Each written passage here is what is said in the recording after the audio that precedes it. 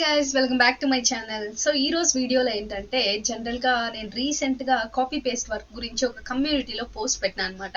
So దానికి related చాలా మంది ఇది ఫేక్ వర్క్ అని, నెక్స్ట్ కొంతమంది వచ్చి ఒకవేళ పోస్ట్ చూసింటే ఇది నిజమేనా అట్లా అన్నట్లు కొంచెం డౌట్స్ అయితే ఉన్నాయన్నమాట. సో అది కంప్లీట్గా పూర్తయింది. సో నేను అది దాన్ని షేర్ చేసుకుందాం అనుకుంటాను. ఫస్ట్ నుండి లాస్ట్ వరకు ఎట్లా అయింది, మన సబ్స్క్రైబర్సే అందులో ఎట్లా నన్ను రీచ్ అయ్యి దాంట్లో వర్క్ చేసి ఎర్న్ చేసుకున్నారు అనేది ఈరోజు వీడియోలో మాట్లాడతాను. సో ఫస్ట్ ఆఫ్ ఆల్ ఏంటంటే కాపీ పేస్ట్ వర్క్ అనేది నాకు ఎట్లా వచ్చింది అంటే, యాక్చువల్గా నా ప్రీవియస్ క్లయింట్ ఒకసారి నన్ను కాంటాక్ట్ అయ్యారనమాట. యాక్చువల్గా సార్ నేను ప్రీవియస్గా చాలా వాయిస్ ఓవర్స్ కానీ వీడియో ఎడిటింగ్ వర్క్స్ చాలా వరకు చేయించిన అనమాట. సో ఒక నమ్మకం అనమాట. సో కాపీ పేస్ట్ వర్క్ అంటేనే మనకి చాలా వరకు కొంచెం చాలా వాళ్ళ దగ్గర మనీ పే చేసుకొని ఏదైనా వర్క్ చేయించుకొని దాని తర్వాత మనీ కట్టకుండా, సో ఈ విధంగా చాలా విన్నాను, చాలా నేను ఫేస్ చేసినాను, మన సబ్స్క్రైబర్స్ కూడా చాలా మంది ఫేస్ చేసి ఉంటారు కదా. సో ఇదైతే నాకు సార్ వల్ల జెన్యూన్ అనిపించింది. సో సార్ వర్క్ అనమాట అది. సో అందుకు నేను ముందుకు వెళ్ళాల్సి వచ్చింది. కానీ ఇక్కడ ఏంటంటే సార్ చెప్పిన 3 days వరకు నేను ఎటువంటి స్టెప్ అయితే తీసుకోలేదు. సో సార్ ఇప్పుడు తెలియదు, అది ఇప్పుడు చెప్తాను. నేను ఎందుకు తీసుకోలేదు అంటే, సార్ నాతో ఫస్ట్ డిస్కస్ చేసినప్పుడే నాకు ఏం చెప్పారంటే, ఇట్లా కాపీ పేస్ట్ వర్క్ ఉంటుంది అని చెప్పి, ఇట్లా మనము బిట్స్ అయితే తయారు చేయబోతున్నాము డిఎస్సి ఎగ్జామ్స్ కోసమని. సో దానికి చాలా తక్కువ టైం ఉంది, మనం బల్క్గా ఒక చోట బిట్స్ అయితే పెట్టినట్లయితే వాళ్ళకి యూస్ఫుల్ అవుతుంది.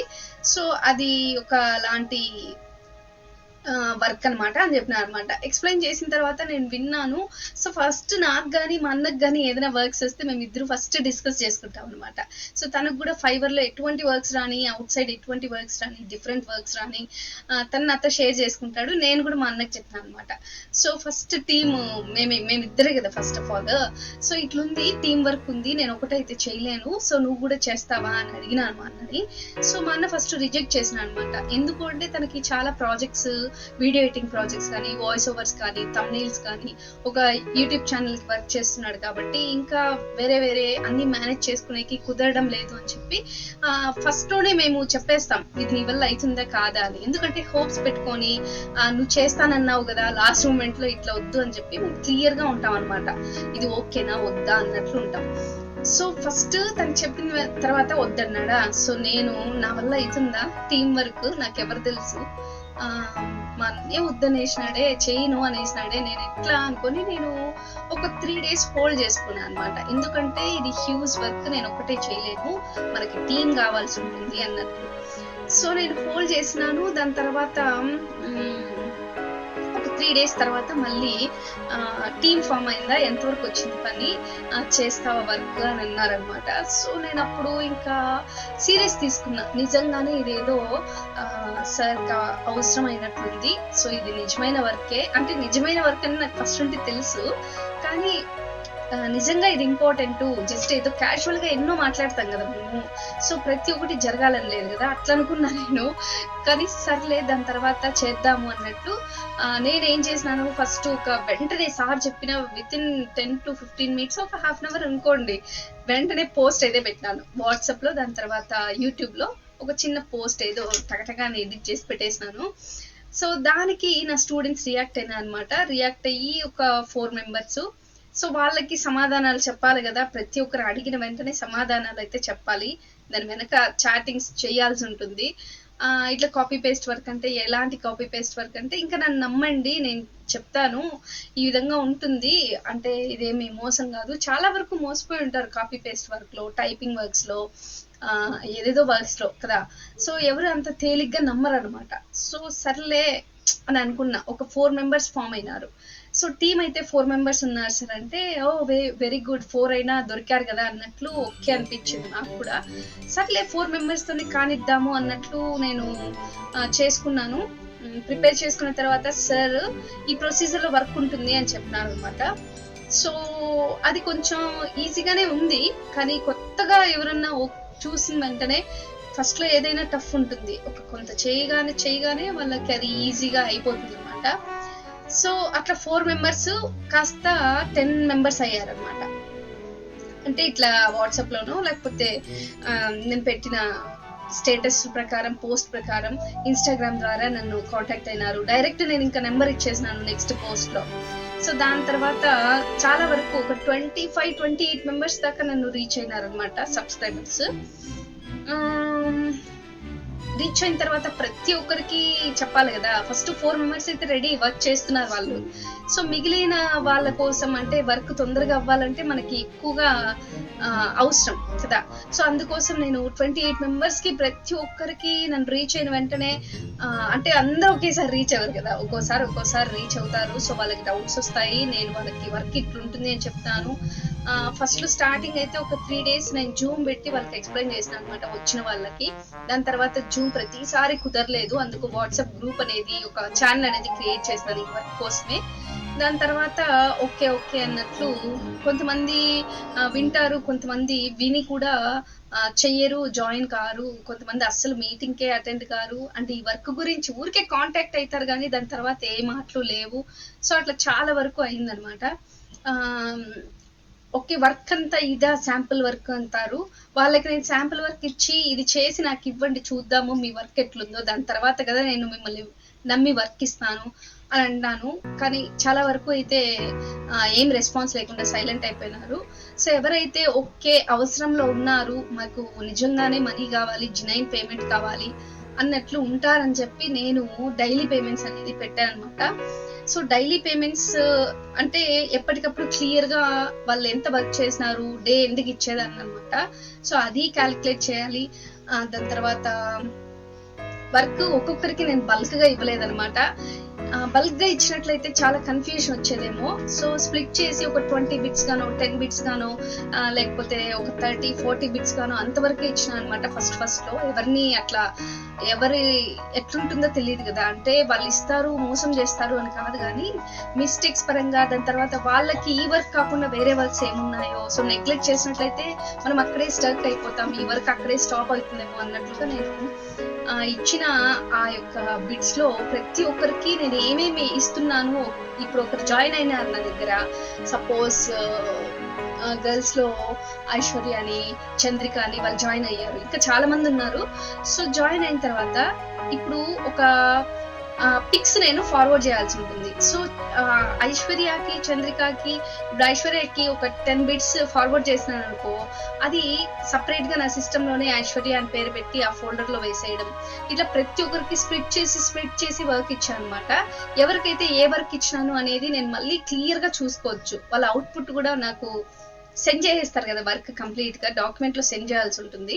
సో ఆ డాక్యుమెంట్ కూడా వాళ్ళ కంప్లీటెడ్ వర్క్ లోనే ఉంటుంది అనమాట. అట్లా స్ప్లిట్ చేసి పర్ డేకి ఎంత వర్క్ చేసాం, సెకండ్ డేకి ఎంత వర్క్ చేసాం, థర్డ్ డేకి ఎంత వర్క్ చేసాం అంటే ఒక మళ్ళీ మనం తిరిగి చూసుకునేకి ఎటువంటి కన్ఫ్యూజన్ లేకుండా ఉంటుంది అనే ఉద్దేశంలో ఇట్లా చేశాను అనమాట. సో ఇవన్నీ చేయడంలో కూడా వెనకాల నాకు చాలా స్ట్రెస్ ఉన్నింది అనమాట. అంటే వాళ్ళకి వర్క్ అనేది నేను స్ప్లిట్ చేసి డిస్ట్రిబ్యూట్ చేయడంలో కానీ, ఆ వర్క్ నేను రిసీవ్ చేసుకుని ఒక దగ్గర భద్రపరచడంలో కానీ, లేకపోతే ఎవరైనా కొత్త వాళ్ళు వచ్చినప్పుడు వాళ్ళతో నేను ఈ విధంగా వర్క్ ఉంటుందని ఎక్స్ప్లెయిన్ చేయడంలో కానీ. సో వర్క్ ఎక్స్ప్లెయిన్ చేసేసిన తర్వాత వాళ్ళకి వర్క్ శాంపుల్ వర్క్ ఒకటి ఇవ్వాలి, తిరిగి సబ్మిట్ చేసినాక దాంట్లో ఎన్నో డౌట్స్ అడుగుతారు, ఆ డౌట్స్ ని క్లారిఫై చేయడం ఓపిక్గా. మళ్ళీ దాని తర్వాత వర్క్ సబ్మిట్ చేసిన తర్వాత అది చెక్ చేసి వర్క్ కరెక్ట్ గా చేశారా, ఇందులో ఏ మిస్టేక్ చేశారు, చేయగలరా లేదా కన్ఫర్మ్ గా. కొంతమంది అయితే వర్క్ తీసుకొని ఒక రోజంతా ఏమీ లేకుండా అట్లా ఉండిపోతారనమాట, అంటే ఇచ్చిన 20 బిట్సే.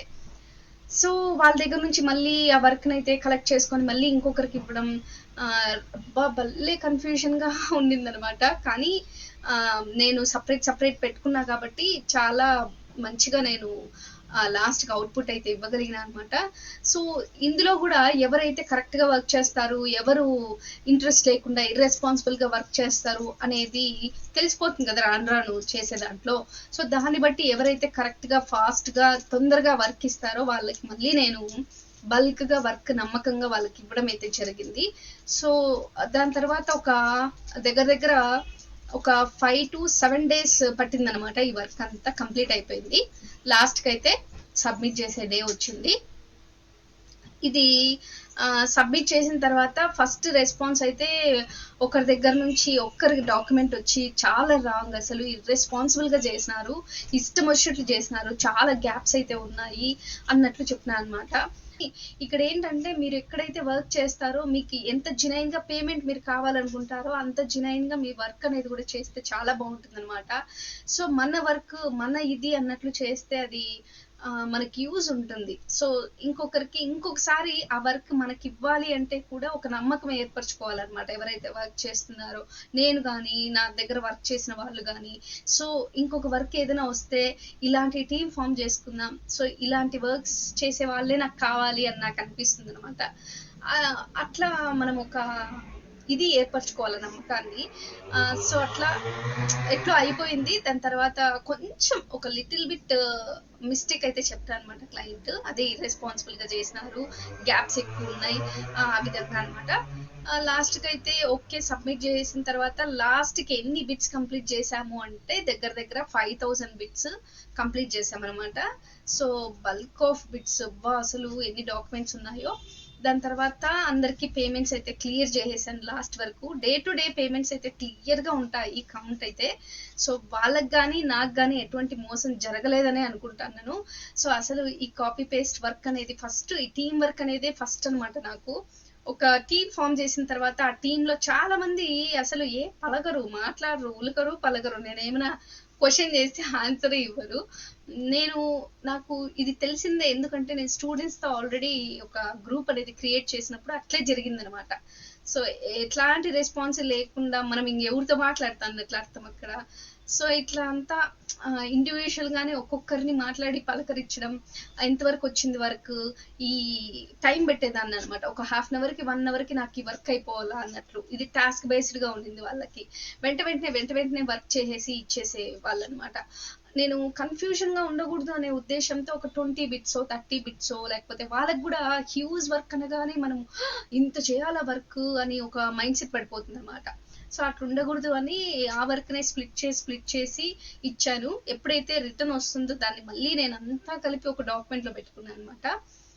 సో ఆ రకంగా జరిగింది ఇది మొత్తానికి. ఓవరాల్ అయితే ఇక్కడ ఎటువంటి మోసం అయితే లేదండి. మీరు చేసిన కష్టపడిన దానికి మీకు వర్క్ కి దానికి తగ్గ ఫలితం అయితే ఉన్నింది ప్రతి ఒక్కరికి కూడా. సో ఫస్ట్ లోనే పేమెంట్స్ ఎట్లా ఏమి అని చెప్తాము, మీకు నచ్చితేనే వాళ్ళు చేశారనమాట. సో ఇలాంటి ప్రాజెక్ట్స్ ఇక నేను యూట్యూబ్ ఛానల్ అక్కడ ఎంఎల్టీ హెల్తీ బ్లాగ్స్ ఉంది, ఇక్కడ ఉంది, ఇన్స్టాగ్రామ్ ఉంది.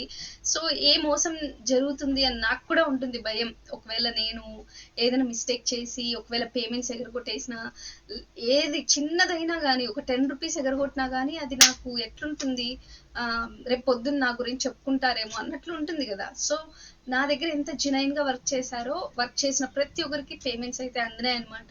ఇంకా ఒకవేళ ఇలాంటి ప్రాజెక్ట్స్ వచ్చినట్లయితే అది నేను మీతో ఖచ్చితంగా నేను షేర్ చేసుకుంటాను. అండ్ ఒకవేళ మీకు ఇంట్రెస్టెడ్ అయితే కూడా మీరు డెఫినెట్ గా నేను పోస్ట్ పెడతాను. ఆ పోస్ట్ కి అనుగుణంగా మీరు రిప్లై అయితే ఇవ్వచ్చు. సో ప్రతి ఒక్కరికి ఇక్కడ వర్క్ ఉంటుంది. సో లాస్ట్ మూమెంట్ లో ఏంటంటే ఒక 7 days కదా వర్క్, ఈ ప్రాజెక్ట్ అంతా అయింది. ఒక 5th డేనో 6th డేనో ఆ విధంగా వచ్చి మేము ఇంట్రెస్టెడ్, మేము వర్క్ చేస్తాం అనగానే ఆల్రెడీ ఇక్కడ వర్క్ చేసే టీం అయితే ఫామ్ అయిపోయింది. వాళ్ళకి ఓవరాల్ గా బాగా తెలుసు, బాగా సబ్మిట్ చేస్తున్నారు. వాళ్ళ ద్వారా ఫాస్ట్ వర్క్ అయితే అవుతుంది. కాబట్టి నేనే మళ్ళీ కొత్త వాళ్ళని తీసుకొని వాళ్ళకి మళ్ళీ చెప్పించే అంత టైం నాకు లేకపోయింది అనమాట. సో అందుకు కొత్త వాళ్ళకి అయిపోయింది ప్రాజెక్ట్ అని చెప్పాల్సి వచ్చింది. అప్పటికే నేను వర్క్ అనేది డిస్ట్రిబ్యూట్ చేస్తున్నాను అనమాట. సో ఇంకా 2 days లో వర్క్ అయితే కంప్లీట్ అయిపోయింది. అట్లా చాలా మందికి ఇవ్వలేని పరిస్థితి వచ్చేసింది అనమాట. సో ఈసారి ఖచ్చితంగా ఏదైనా నేను పోస్ట్ పెడతాను. ఒకవేళ ఇలాంటి వర్క్స్ ఉంటే సో అప్పుడు వెంటనే రియాక్ట్ అవ్వండి. అండ్ చాలా వరకు కూడా మనకు ఒక టీం ఫామ్ చేసుకొని ముందుకెళ్దాము అనే ఆలోచనలో మా అన్న నేను అయితే ఉన్నాము.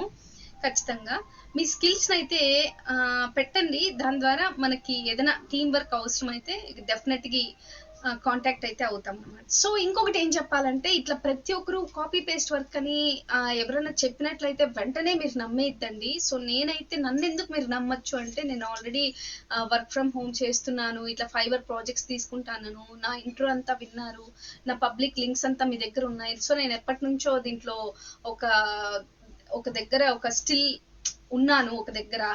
సో కానీ ఎవరైనా ఒకవేళ బయట నుంచి వెంటనే మీకు కాపీ పేస్ట్ వర్క్ ఉంది ఇస్తాము మీరు చెయ్యండి అంటే ఖచ్చితంగా ఎవరు నమ్మద్దండి, వెంటనే నమ్మద్దండి. వాళ్ళపై నమ్మకం ఉంటేనే చేయండి. అండ్ ఇంకొకరు కూడా ఎవరి దగ్గర నుంచి అయినా ప్రాజెక్ట్స్ తీసుకుంటా అన్నప్పుడు ఇట్లా కాపీ పేస్ట్ వర్క్ ఉందని వర్క్ చేద్దామని వెళ్ళినా, లేకపోతే వాళ్ళ దగ్గర నుంచి తీసుకుందామని ఉన్నా, మీరు ఒక్కటి గుర్తుపెట్టుకోండి. ఇప్పుడు నా సార్ని నేను ఎట్లా నమ్మినానంటే, ప్రీవియస్ గా నాకు చాలా వర్క్స్ అయితే ఇచ్చినారు కాబట్టి, సో ఒక నమ్మకం అయితే ఏర్పడింది అనమాట. సో ఆ నమ్మకంతో నేను ఓకే వస్తాయి పేమెంట్స్ అన్నట్లు నేను చేశాను అనమాట.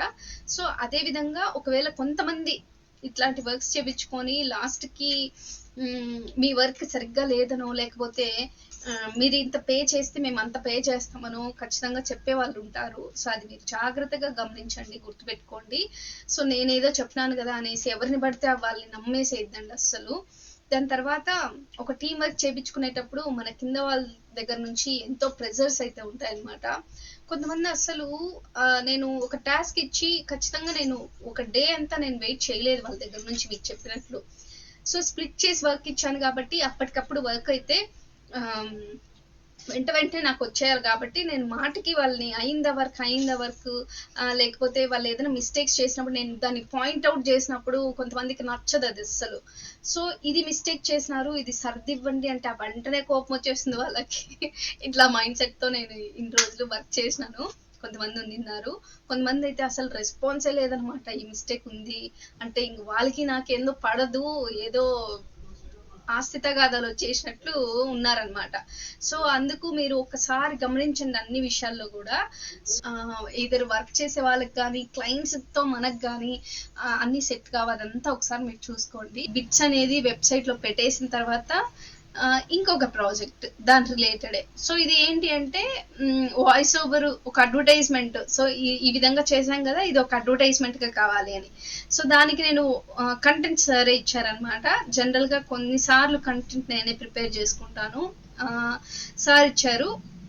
ఆ టైంలో నాకు ఎంత స్ట్రెస్ గా ఉండిందో, అమ్మయ్య కంటెంట్ ఉంది లెబ్బా దొరికింది అన్నట్లు నేను ఫీల్ అయినా అనమాట. ఎందుకంటే ఒక కంటెంట్ చిన్న కంటెంట్ ప్రిపేర్ చేయాలన్నా ఒక ఫ్రెష్ మైండ్ ఉండాలి, గుడ్ థాట్స్ ఉండాలి, ఎటువంటి టెన్షన్ లేకుండా కన్ఫ్యూజన్ లేకుండా అలాంటి మైండ్ సెట్ ఉన్నప్పుడు చాలా థాట్స్ అయితే క్రియేటివ్ గా వస్తాయి. సో ఆ టైంలో అసలు ఏ థాట్ రాలేదు, సారే నాకు ఇచ్చా అనమాట. సో దాని తర్వాత కంటెంట్ రెడీనా, వాయిస్ ఓవర్ ఇచ్చేసానా, దానికి సంబంధించిన వీడియో ఎడిటింగ్. సో ఒక యాడ్ అయితే ప్రిపేర్ చేసి ఆ యాడ్ ని నేను పబ్లిష్ చేశాను అనమాట. సో ఒకసారి మీరు కూడా యాడ్ చూడండి. హాయ్ ఫ్రెండ్స్, డిఎస్సి ఎగ్జామ్స్ తక్కువ టైంలో ఎలా ప్రిపేర్ అవ్వాలని ఆందోళన చెందుతున్నారా? ఇక అవసరం లేదు. మన అవనిగడ్డ వాళ్ళు మన కోసం డిఎస్సి ఆన్లైన్ టెస్ట్ అందుబాటులోకి తీసుకొచ్చారు. మంచి అనుభవం గల ఉపాధ్యాయుల చేత ప్రిపేర్ చేయబడిన క్వశ్చన్ పేపర్స్, అలాగే ప్రీవియస్ ఎగ్జామ్ పేపర్స్ కూడా మన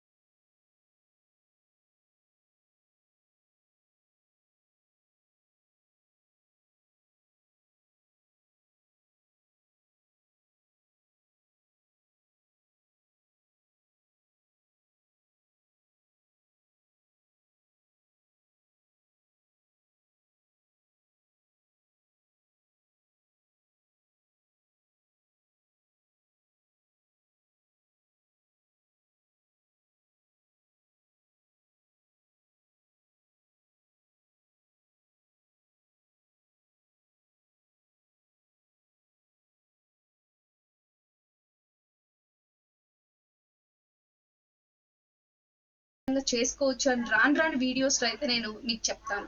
సో మీరు మా వీడియోస్ మిస్ కాకుండా చూడాలి అంటే సబ్స్క్రైబ్ చేసుకోండి.